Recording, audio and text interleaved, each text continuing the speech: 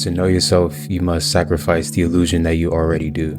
Now, let's get into what creates that illusion to begin with. Why people don't know themselves. And I call it the 3 Ps: parents, peers, partners.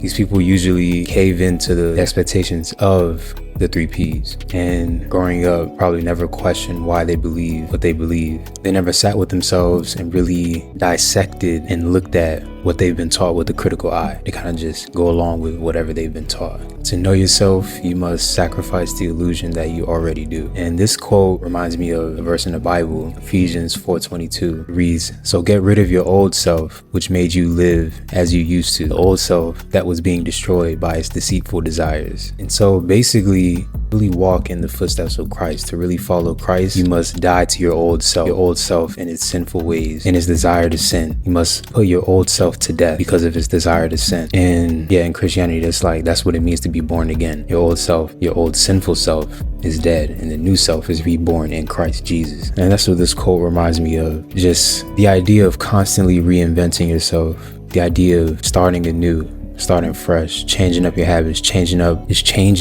change. Change is the only constant in life. And to the degree that you are able to change with the times, or change in order to constantly grow, constantly learning new things in order to navigate the world in which you find yourself in. It's important to question what we've been told, because, especially growing up, because often what has been applicable and what has worked in the past won't necessarily work in the future, or won't necessarily work in the present. Advice can get outdated, especially considering the fact that society is ever changing. Like, for example, when I was in high school, there was so much pressure put on us that you have to go to college, and it was looked at like, if you don't go to college, you're a failure, you're a waste man, you're this, you're that, you're not going to be successful. They're really pressuring 17, 18-year-olds to make these $100,000+ debt decisions when they can't even really fathom how much money that truly is. At the time of this recording, the student debt is $1.77 trillion.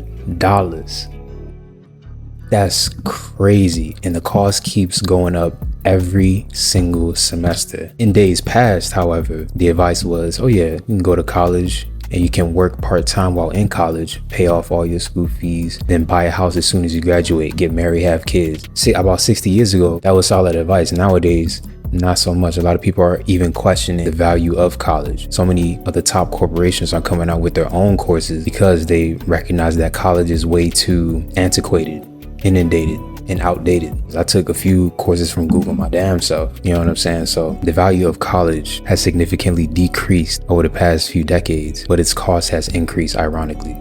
This is dope because it's really shifting the power away from colleges and universities. So this is just an example of how outdated advice you really need to look at with a critical eye, because you have to survey the land, survey the environment that you find yourself in, use your critical thinking skills to determine if this is actually an option that will be worth it in the end. You have to weigh the pros and cons and decide if it's right for you, not cave into the expectations of your parents, peers, or partners.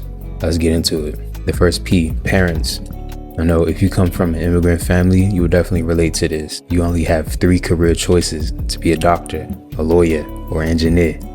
You know what I'm saying? And so it's crazy because I remember reading a thing where it said medical doctors have the highest suicide rates. Why is it that these medical health professionals, they're able to take care of everyone else but themselves? And that's why it's common for a lot of people to have midlife crises, because they've gone through their whole life doing as they're told, never doing the internal work and realizing what is it that they truly want from within. And now they live lives that aren't even theirs. See, oftentimes parents, they try to live through their children, whether it's forcing them into a career, forcing them into a sport or a certain activity, and not really letting the child spread their wings and live their own lives. And it's really toxic when parents compare their children to other people's kids, or they use their children as a bragging chip. It's really objectification of children, because you're using your children as a prop, like as a trophy. Look at what my child has been able to achieve. Oh, your child's, they ain't this, they ain't that. If you find yourself in one of these situations, you gotta set your boundaries. You gotta plan your exit. You probably still living with your parents right now. Plan that exit and keep them at a distance, because that toxic cycle can really take a toll on your mental health. Peer pressure. A lot of my generation, Gen Z and younger, and even older too, they feel like if you don't drink, you don't smoke. If you don't vape, you don't partake in hookup culture, then oh, you a lame. Like, why is being sober looked down upon? Why is sobriety looked down upon in our generation? And it's like, when you really look at it, all of these things really just lead to our destruction, because it's okay to not partake in these things. A sober mind is a sound mind. If you find yourself being peer pressured into having to partake in these things, you need to just get new friends. Maybe you live in a small town, or maybe you aren't around a lot of people. Maybe you live in a remote community. Again, plan your exit. You need to strategize your next 5 moves in order to get out of that situation you find yourself in. You can find a way. Don't let anybody tell you that there's no way. Find a way. Pray about it. If there's a will, there's a way. And the next P is partners. Some people find themselves in relationships with controlling partners. Try to change the way you dress, the way you talk, the way you walk, the way you move. Really, it has more to do with them than you, because it's like they're trying to make you into someone who they think you should be. Maybe even be trying to make you into someone they used to date and they really missed, but they're not really over. They'll try to isolate you from your friends and make you more dependent on them for validation, approval, etc. So the action, get a new partner. Like, it's that simple. If you notice that they're making you choose between them and your hobbies, choose between them and your friends, see, someone that truly loves you is going to want to enjoy those things with you. Someone who truly loves you for you is going to want to enjoy those hobbies with you, want to enjoy spending time with your friends as well. It's not trying to pull you away from your friends. That's not real love. That's trying to take ownership of someone. Nah, that's dead. Find someone else.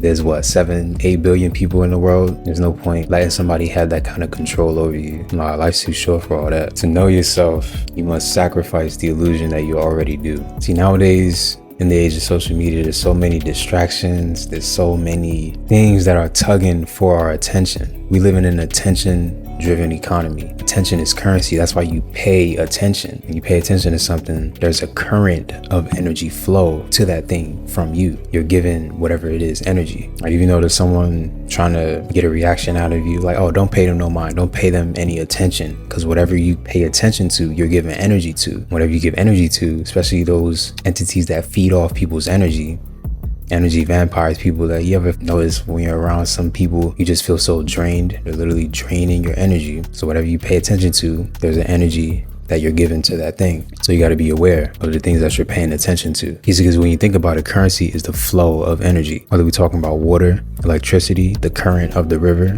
the electricity, the flow of those electrons, the flow of that voltage. You get what I'm saying? So you got to be aware of how you're spending your time and energy, what you're directing that to, what media you're consuming. So action is to become hyper aware of how you're spending your time and energy, what you're devoting that to.